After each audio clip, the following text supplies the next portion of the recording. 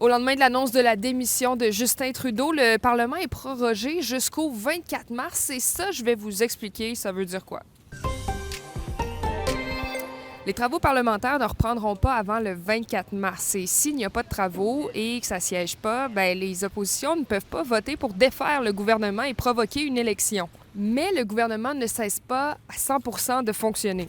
Tout le monde reste dans ses fonctions. Par contre, tous les projets de loi qui n'étaient pas complètement terminés avec la sanction royale sont abandonnés. La prorogation, c'est un délai pour que le Parti libéral se trouve un ou une nouvelle chef. Et ce nouveau chef deviendra Premier ministre du Canada. Et la première chose à laquelle on assistera le 24 mars, c'est à un discours du trône. Et ça conduit automatiquement à un vote de confiance. Et tous les partis d'opposition ont affirmé qu'ils voteront contre le gouvernement, ce qui nous mènerait à des élections déclenchées au printemps.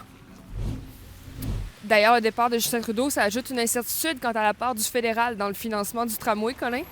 Les libéraux sans Justin Trudeau, qu'est-ce que ça veut dire pour la région de Québec? Bien, la grande question, c'est principalement à propos de Tramcité, le projet de tramway.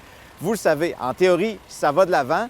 Mais actuellement, Québec demande que 40 de la facture soit payée par Ottawa. Ottawa, pour l'instant, promet seulement 1,5 milliard, 1,6 milliard. C'est un projet de presque 8 milliards de dollars. Donc là, la question, c'est si jamais on va en élection au printemps et que c'est Pierre Poilievre qui remporte les élections, bien là, est-ce qu'il va vouloir investir de l'argent dans ce projet-là? Ça, c'est vraiment loin d'être certain.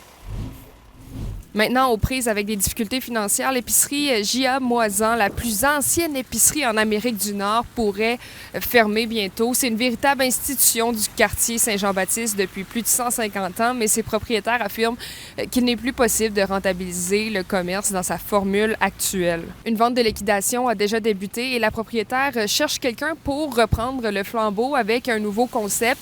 Cela dit, le Pentagonia et l'auberge qui se trouvent dans l'immeuble vont rester ouverts. Voilà, c'est tout pour nous. Bon mardi.